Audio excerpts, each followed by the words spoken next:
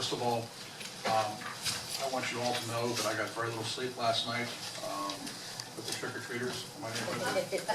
The number seems to be increasing each year in my neighborhood, which is huge because when my son was growing up, there were very, very few children in my neighborhood, and now I'm seeing a lot more children, which is very encouraging to see young families moving into the city. But the dogs, I now have 3 dogs. I don't know if I told you guys that. I now have 3 dogs, and they were just having the time of their life, just scaring little kids and barking and yapping all night. But Customer service. I know.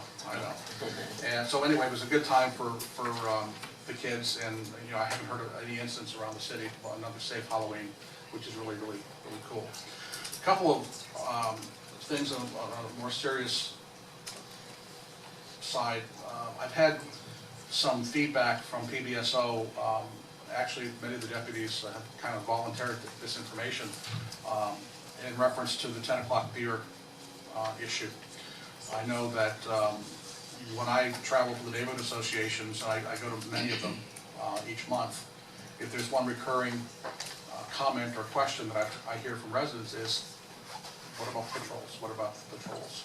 And the deputies have always done a very professional, very polite way of explaining that sometimes it gets pretty busy out there and they're just running from call to call to call. But now I'm sensing and hearing from the deputies that this 10 o'clock beer thing is, anecdotally speaking, has really reduced the number of calls for service in our city after 10 o'clock. And I think that was one of the intended purposes, of course, of that. And I'm really pleased to hear that because it's being voluntarily shared by the deputies. I think they're finding some comfort in it, and and it's giving them the opportunity to look out for things that are a lot more serious than some of the knucklehead stuff that was going on with people that were, drinking too much and staggering down the street. So again, thank you to the commission for the ordinance, and thank you to PBSO again for your continued support. As we talk about customer service and things getting better here in the city, I know City Manager, you and I have talked about this over the last couple of years. I guess I'm going to throw it out there. I don't think I've done this publicly, but that's usually the best way for me to get something done around here is just throw it out publicly, then you can't say it wasn't tasked. But you may recall a couple of years ago, we had a meeting at the casino building. We invited investors, developers, if you will, to come in and see how our LDRs were revamped and how things were going to be a little bit different here in the city going forward. I think the opportunity would be really good now to start thinking about bringing the realtor community together and having a similar meeting and getting some stats and some information about the city and start to promote the city in that respect.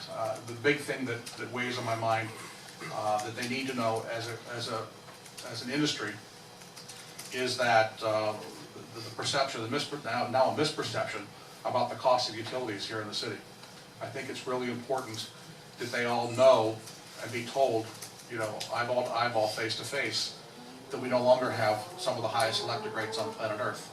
That we are now among some of the lowest, if not the lowest, getting very close to being the lowest here in the state of Florida. I think that's important that we pass that out there because I think it was said earlier tonight that sometimes when people say Lake Worth, when it comes to contractors, it's like there's an upcharge for that, or we're not going to do the work.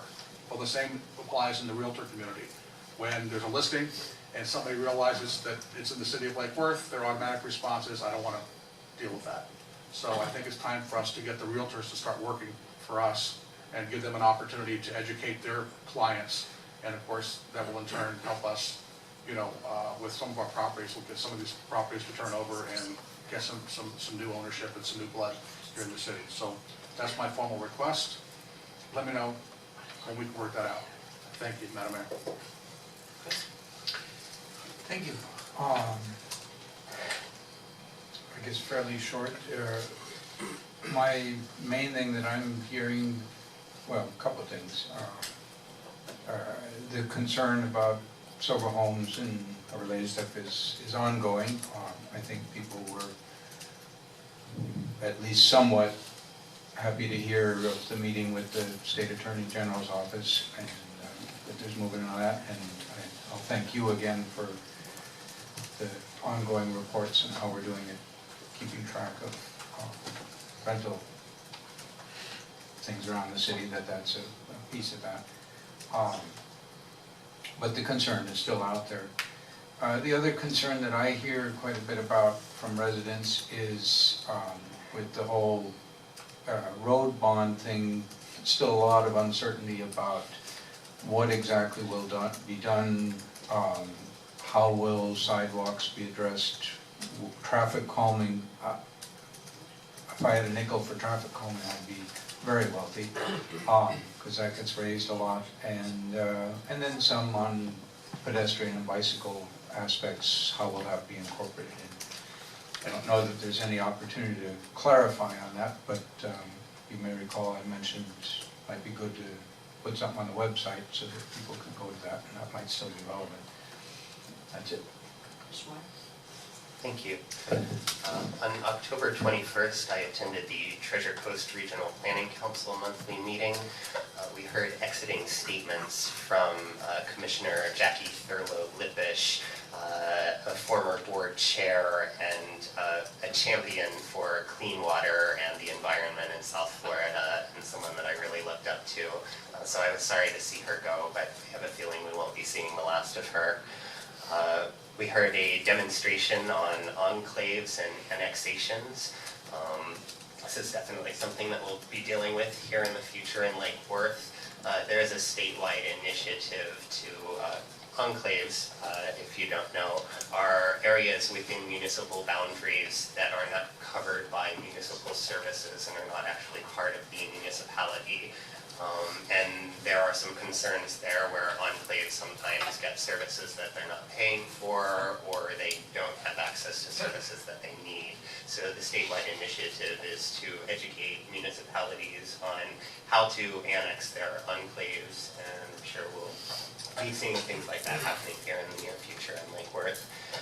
And we also had a discussion of the South Dixie Corridor Improvements Plan. Again, something that's going to affect us directly here in the city of Lake Worth and all over the Treasure Coast and Palm Beach County. So some good things coming for us in the future. On October 22nd, we had a couple of fundraisers in the city for victims of Hurricane Matthew in Haiti. And members of the Sister City Board participated in both of those fundraisers, and it was a great way to kick off their activities there on the board. During our demonstration on Hunger and Homelessness Awareness Week, my colleagues here to the left and the right informed me there are two fundraisers. One is the Safari fundraiser. That's Wednesday, November 2nd, 1 to 5 p.m. at the Lake Pavilion in downtown West Palm Beach. And then on the 15th at the Kravis Center, it will be the Homelessness Awareness Breakfast. If I misquoted any of that information, you can go to the website homelesscoalitionpbc.org, and they'll have a calendar of their events there. And not to be political or controversial in any way, we had a candidate for president come to town, come to Palm Beach State College, and I was fortunate enough to see that. I think when candidates are coming to your hometown so close to the election, it's because your vote is very important. So I encourage all of you, whatever your opinion is, get out there and vote, please. Thank you.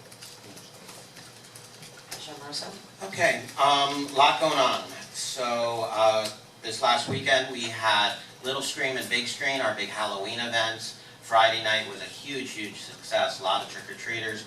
Saturday night, not so much because we got rain, Mother Nature wasn't so nice to us, but it was a great night. I want to thank Royal Poinciana for coming out and working all the month of October with Evening on the Avenues. If you didn't hear yet, Evening on the Avenues is every Friday now, so you don't have to think about it. Yay, I know the mayor's been pushing for that. This last week I attended the Sober Home Task Force. I sit on Dave Ehrenberg's Sober Home Task Force. And if you haven't heard, the task force actually made a few busts in Boynton. They're working very aggressively to fix some of the problems. So I look forward to them working with Lake Worth and PBSO here. Hopefully we can clean up some of the problems soon. Friday, I also sit on the Heroin Task Force, so Friday we have a meeting, so I'll bring you back that information. Upcoming events, we have the Day of the Dead event coming up, and people say, well, we just had Halloween, why are we doing Day of the Dead?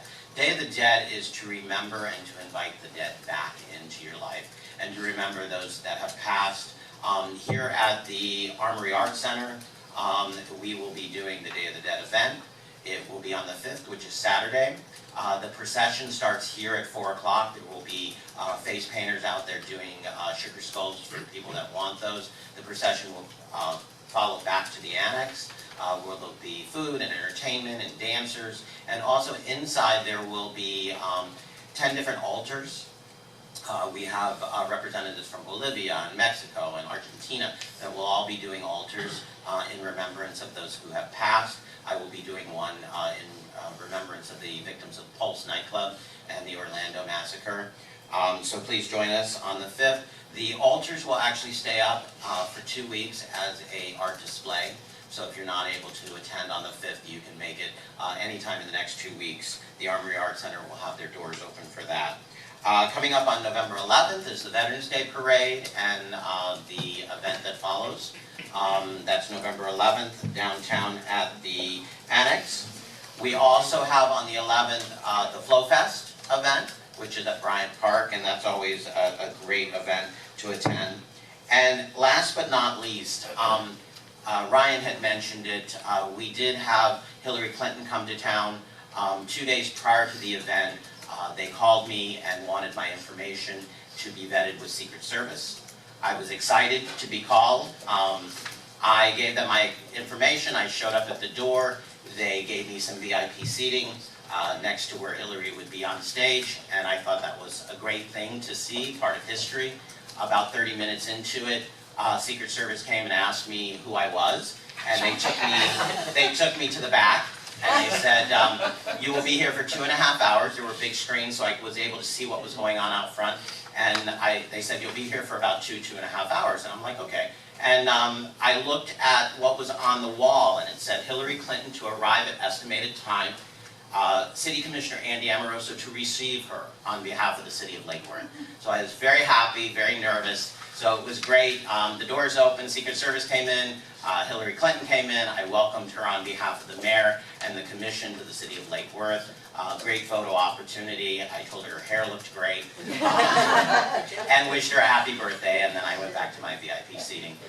So it was just a great day. So and like Brian said, anytime anyone comes to the city of Lake Worth, it's a huge benefit for the city of Lake Worth. She did mention Lake Worth multiple times, and also speakers. So it was just a great thing. It put the city of Lake Worth on the map. CNN was there, and it just shows that, you know, we always say, one of our old friends always said, if you're not at the table, you're on the menu. We are definitely at the table on so many different levels, the city of Lake Worth. So, you know, I want to applaud you. I want to applaud the commission and the mayor for putting us in that situation. So thank you. Thank you. It was funny, I have to just say this, he came back to the office after seeing Ms. Clinton, and Andy's a low-key guy, but he was so amped up. He wouldn't stop, he just was like, blah, blah, blah, blah. It was a great day. It was the Hey, it's my time to talk, and I want to find out, why didn't I get a call? What's wrong with me? No, I'm just very excited for you, and I'm glad that we got to be there to receive. Anyway, a couple of things going on. First of all, today I met with the mayor of St. Mark. Came into the office today. It's funny learning how the political climate is in Haiti itself. You know, there's a lot of different things, and we were trying to find out back in 2011. We were trying to get our ambulance off the docks there and get it to where it needed to go. This is several years ago. It became the ambulance story over and over again every year. How are we going to get this ambulance off of here? And so all these mayors of St. Mark kept coming to visit me. One's name, just for lack of a, one's name is Bill Smith. Yeah, I'm the mayor of St. Mark. All of a sudden, a month later, then James Brown would come in to see me, and I'm the mayor of St. Mark. It was like, so I finally got, then another guy came in, I'm the mayor of St. Mark. I'm like, would the real mayor of St. Mark please stand up? And you know, it became confusing. So finally today, I met the mayor of St. Mark, the newly elected mayor of St. Mark, and I'm talking with him about, through his translator, and he said, well, I'm actually one of 3. And I said, can you please explain that to me? He says, yeah, we have a cartels. way of running for government, a cartel of 3 runs against other cartels in Haiti. So there are actually 3 members. There's a first mayor, a second mayor, and a third mayor. So here all the time I thought they were fooling me, that they were all pretending to be mayors. They probably all were the mayor at that time. So we started to, in fact, Commissioner Meyer, I got some contact information for you. And they want to do a couple of different things and invite us to come to Haiti and to help in some of the recovery efforts and to also talk about some of the things that are desperately needed there right now. And we started the conversation, the city manager was there with me, but I would encourage you to reach out to them too and have a conversation. It was a great conversation. Just before this meeting, we flipped the switch. All the LED lighting in the city of Lake Worth. Getting a lot of great feedback from that, and we're very excited. We talked about it a million times. You guys know all about it, but it's just the start. Stay tuned for future things like the upcoming of our solar field, the unveiling of our solar field, November. We haven't nailed down a date just yet. We'll probably do the dedication maybe in December. Okay, but coming up soon, so stay tuned on that. I just was also fortunate to co-host the Lake Worth Has Talent show was at our Lake Worth Playhouse with all the proceeds to benefit the Children's Miracle Network. The 2nd year in a row, and they've done a great job to do that. Thank you to Bob Dorinzo and the peer group Remax. They really go out and above and beyond every year to raise money for the kids, and the money stays within our community. So it's a good thing to be out there. And MPO. Again, that $3 million's still on the issue, but we're waiting to see how it goes through the next set of changes and cuts and whatnot, so we're keeping our fingers crossed on that one. Also, very interesting plans that came through. There was a lot of discussion, that's always the polite way to say it, a lot of discussion over the monies that were set aside for some flyovers on Southern Boulevard. And this was, again, this goes back to, I mentioned a couple of times, a lot of road projects were planned 20, 25, 30 years ago for what was eventually seen to be changes in population and size and what was going to be needed for traffic. A lot of these flyover projects that they've planned, citizens don't want them anymore. You know, they've already got the 95 exchange there, you've got the east-west connector there. There isn't so far enough, there was a lot of debate over, is there really enough traffic? Yeah, maybe in rush hour, but do you ever see traffic on Southern Boulevard east to west in other non-rush hour times of the day? It hasn't reached max capacity. I mean, so they were going back and forth, but there was a lot of discussion on putting a halt on that moving forward. But the part that I thought about for us is several presentations were brought forward on new complete streets kind of projects in different municipalities, and the benefits of covered bicycle paths, the controlled bicycle paths that actually have a buffer zone, they're buffered paths, and a couple of different things. They're coming forward when we start to talk about maybe some of the different types of programs. There's a lot of different options for something, say, a difference between our local streets and something like a Dixie Highway corridor. But it's just interesting discussions. Thank you all very much.